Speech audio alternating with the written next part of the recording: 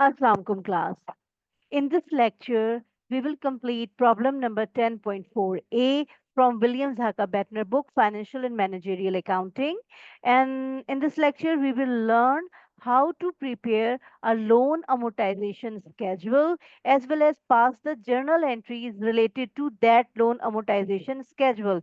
In loan amortization schedule, basically we calculate the monthly or the yearly or you can say periodical payment of periodical calculation of interest expense as well as repayment of the principal amount. So how to record this interest expense and repayment of principal. So let's begin. We have Excel sheet. We have this problem. In this problem, on September 1st to 2011, the company sign a note or mortgage note payable amount is $1,080,000 and it is a 30-year note and the interest is 12% whereas the payment are made monthly. So when the payments are made monthly, the note will be amortized over a 360 month because 30 times 12 months in a year. So here it is the amortization schedule which is made by the company. You can see the interest period is monthly. So this is first month, second month, and so on. The payment date are this means each month at the start of the period. The monthly payment, remember this payment is same and the interest expense and the principal. So interest expense and the principal amount is the combination of monthly payment or you can say in other words this monthly payment is divided into interest expense and the reduction in the principal amount. Here you can see that this $10,800 is calculating by applying rate of interest which is 1% on the unpaid amount. Again, 1% is applied on the unpaid amount of the next month, and so on and so forth. So the table is two for the two payments. The table is prepared by the company. In requirement number one, the company asked to explain whether the amount of interest and reduction in the unpaid principal are likely to change in any predictable pattern from month to month. So yes, it is because you can see the monthly payments are fixed, whereas interest expense are decreasing each month, and the principal reduction or the payment of the principal is increasing day by day. So this is the pattern or this is the predictable pattern from month to month because when you paid the principal amount, then the unpaid balance is reducing after each month. So if unpaid balance is reducing each month, then interest expense on unpaid balance is also reducing each month. But the monthly payments are fixed.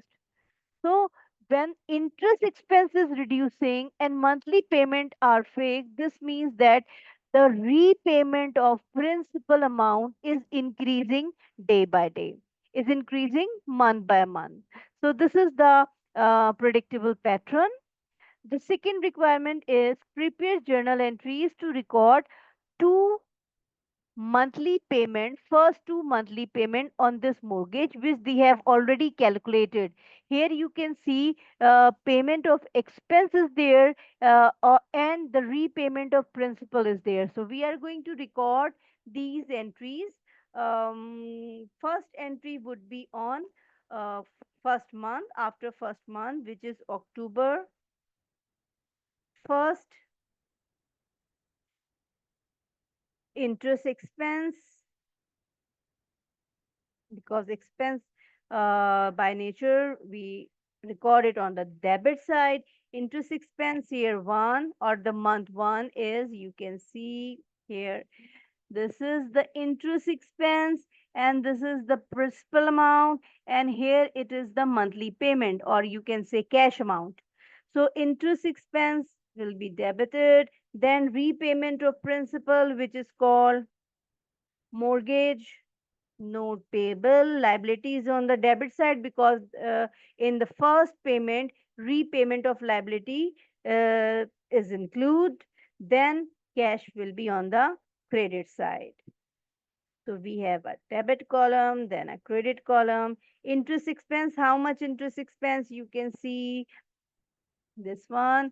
This is the interest expense. This is the payment of principal. And here we have the total cash payment. So we can write it simple in a simple word. Say interest expense is 10800. Repayment of principal is dollar 310.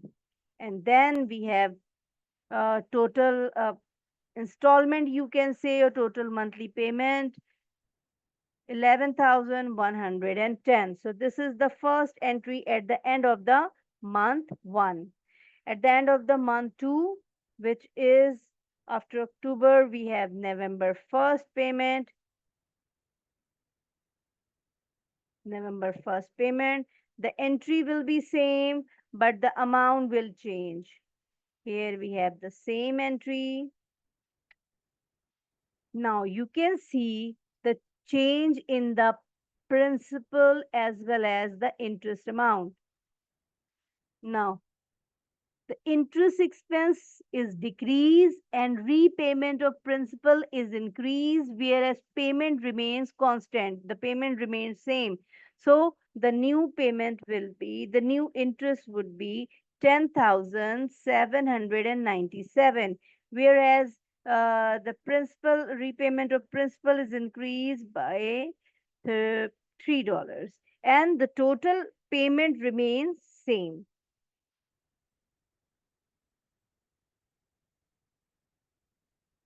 The next requirement is compute this amortization table for two more monthly installment. So here two installments are given. We will have to calculate two more monthly installment. So here it is the calculation. The monthly payment is same. This payment remains constant.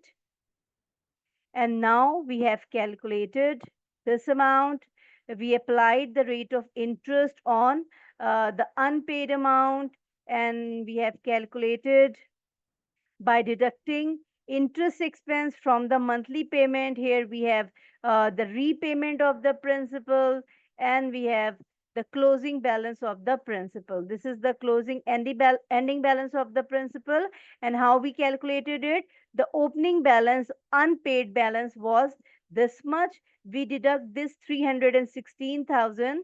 So this is the ending balance. And the next year we have calculated, next month we have applied 1% rate of interest from the unpaid balance. Again, the repayment of principal will be increased, and here we have this amount of closing balance.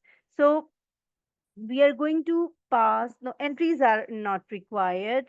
We are going to pass same entry each month till 360 months, but the amount of interest will be decreased month by month, and the repayment of principal will be increased month by month.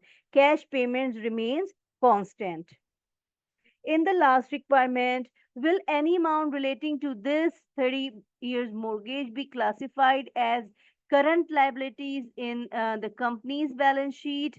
So yes, every month, this amount, this note payable amount is going to classify every month.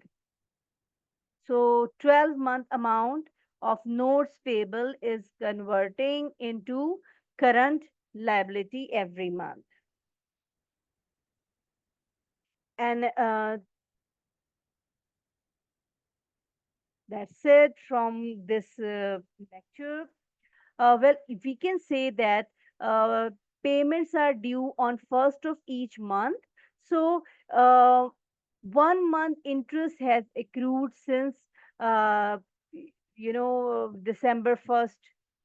This accrued interest will be paid next year on January 1st, 2012. So, current liabilities, you can say interest payable, this interest payable on December 1st. Then, as we have discussed, any this portion, this portion which if it is unpaid, this will be converted into current liabilities. So as the payments are made every month, so the payment which was due on the last month of the December 2011 um, will be paid next year on January 1st, 2012. So that's it from this lecture. Take care, class.